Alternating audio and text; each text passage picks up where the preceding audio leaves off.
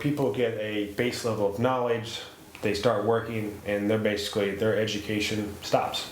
And they just kind of just take it from there.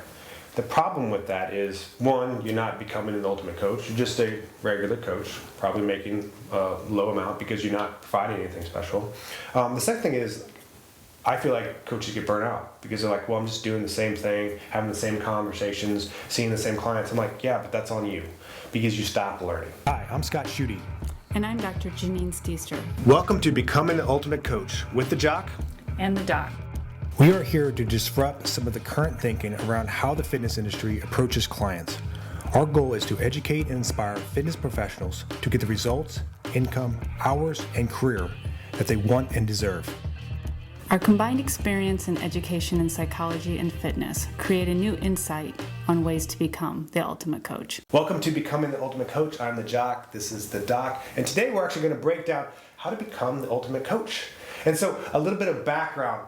I spent most of my career learning and then doing and then seeing what worked from this. And this is what we're going to kind of dive in today. Now, a lot like our clients and their fitness journey, there is no destination. There's never a point where like, I got it all figured out, I can stop learning. This isn't ever evolving. There's always more people to learn from.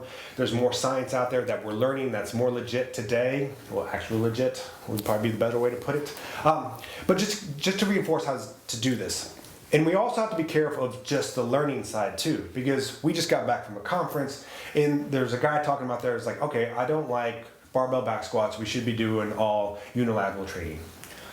I thought it was a good talk. There's some exercise he talked about that I actually started implementing more in my training programs. Does that mean I cut out all the back squats? No, it's not. And that's one thing that you have to watch as a young trainer too. You get someone that's speaking to you that is a, professional in the career, and they have a big name and a big following and a big presence, and they're very confident in what they're saying. They're like, this is the way. There's so many ways, so many different ways. You got to figure out how to, use this with your clients. And so this model of learning, doing, seeing what worked, and then just over time you get to create your own model that that works for you. Yeah, and so really being the ultimate coach is knowing that you don't know it all and constantly going after more, and also recognizing what you knew before might not be what you should know now or do. And to Scott's point, science changes, the information that we have evolves. And interestingly, I think in the fitness industry, there's a lot of facets that just haven't been explored as much as we think. Or what's happened is we've taken professional athlete data and translate it to the general population. And hopefully it doesn't need to be said, but some of that activity shouldn't be done with your 80-year-old that's working on just general mobility. Some of it at least. So my point is that you have to think about where the information comes from and then who you're using it with. So Scott pointed out, he likes to get information and then go use it. But again, is that information appropriate for the client that you're using? It's not using it with everybody blatantly. It's based on like, this really works for this type of client. This other client I would never do that with. It's not good for their stability and there's some other risks there, or it's just not what they need. So part of it is get information and then differentiate where you need to use it and can use it. The other thing is that, as Scott mentioned, he likes to learn and do. A big part of this is figuring out how you learn the best. Are you an auditory learner? Do you like to hear the information? Is podcast your jam and you hear it and you process it that way? Are you somebody that likes to take notes, more kinesthetic, where you just have to physically say, okay, I heard this, I'm going to take notes, and then I look back at it? Or even just taking the notes helps you retain it. And then how quickly can you put it into practice? There's so many times where people go and they learn something that's really interesting, but if you don't make the time or the priority to actually use it shortly thereafter, sometimes we can kind of lose that information.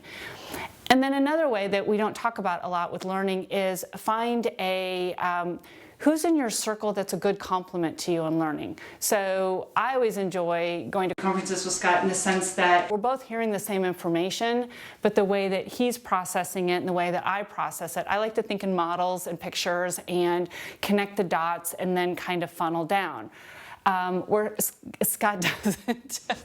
And so sometimes by the fact that he doesn't, it allows me to more quicker digest it if he and I can just talk through it. And other times I'm like, oh, we heard these 4 things.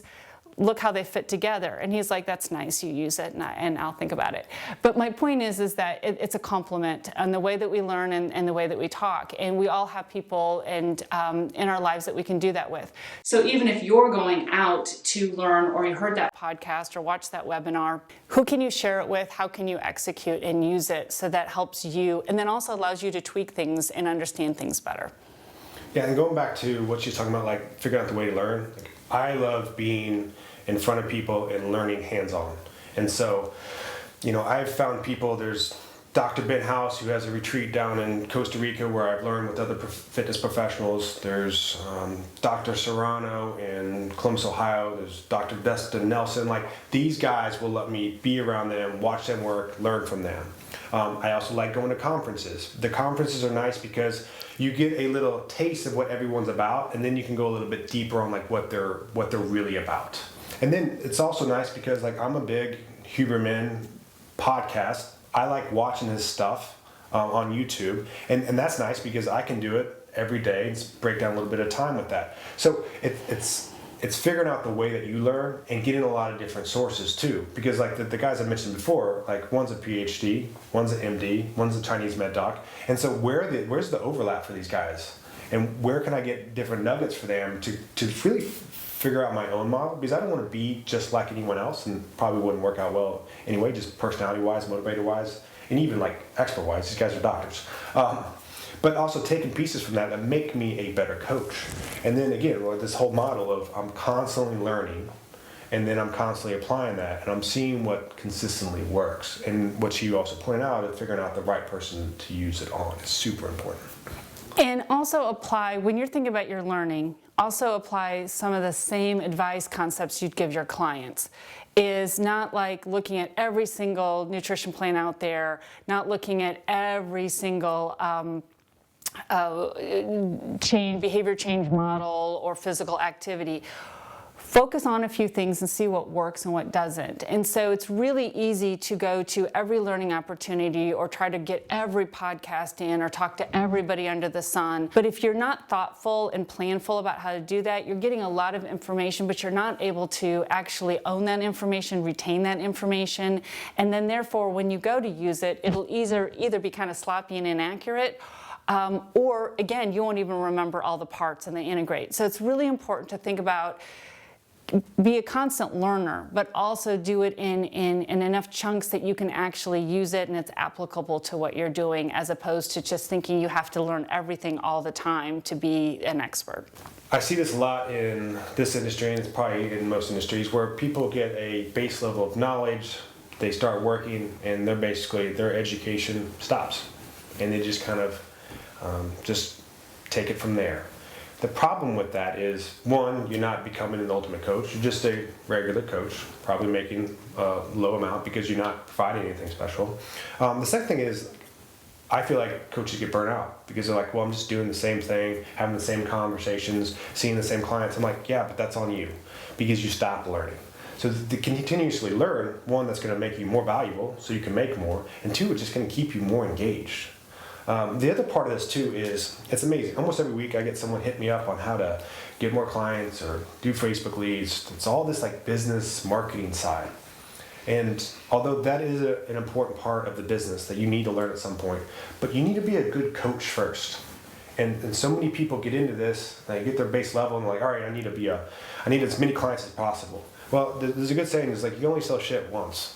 I mean, because if you don't have a good product and you're the greatest marketer out there, you might be able to sell it, but like if you don't have the reputation to back it up of having good training, like it's not going to be a long, successful career. And the reason I believe I am very successful in this career is because the first big part of my training career was just focusing on education. Like any of the extra money that we had for our business was back into more education, more education, more education. And now we're so far ahead of any other trainers around, like we get tons of people from that. So I don't even have to do a lot of paid marketing stuff. We just have a good reputation, and that's ultimately where you want to be at. Yeah, and I think too that, and think about how that applies to your clients directly. If you're constantly chasing the retention game or the new clients in and out type of thing, that's a lot of effort on your part. It's probably not why you got into the field, is to chase down more clients and deal with turnover. So why do clients leave? Of course, there's a ton of reasons, but sometimes too, it's if you stop learning, there's a tendency to be like, no, we don't do that, or you don't need to do that, or this is my program. Well, why? Or how come I can't do this? Or why does this hurt? Yeah, I don't know. As we get older, things start to hurt. Or we have these phrases that aren't saying to the client, I'm listening and I have value add and I can support. So after a while, when clients feel like there's no more growth, no more newness, they're not feeling overall better than they were, last year, the year before, nothing's changing, it's very easy to be like, okay, I've run the course of this trainer or this facility. And you don't want to be that person. You want to be that person that they feel like, wow, you are always just growing with them, learning, asking good questions, investigating things and coming back and saying, hey, you talked about this last time. I looked into this. This is sort of what I'm seeing, and here's some things to think about. Wow, if somebody's doing that I'm paying to work with me and they're coming back every time, having processed that and it's clear that they're still learning, I'm much more interested in staying with them because I'm getting all this information, like I said, social media, internet. And if my fitness coach, my personal trainer doesn't seem to even know what I'm talking about or help me even say like, yeah, I've seen that, but that's actually not accurate or not safe, or I have some concerns about that for you for the variety of reasons. And if they're like, yeah, I don't know, like we know muscle movements, we know this, and we're just gonna, that sends a very different message. I actually had a client come up to me once, he was working with a different coach, and like, that coach is dumb. And he wasn't a dumb coach, he knew the training side, but she asked him a nutrition question, he had no clue what to talk about. So that right there, she didn't want to work with him anymore, just because he couldn't have a basic understanding of this nutrition model. So just to recap, to become the ultimate coach, it's this constant learning, doing, modifying, and then repeat.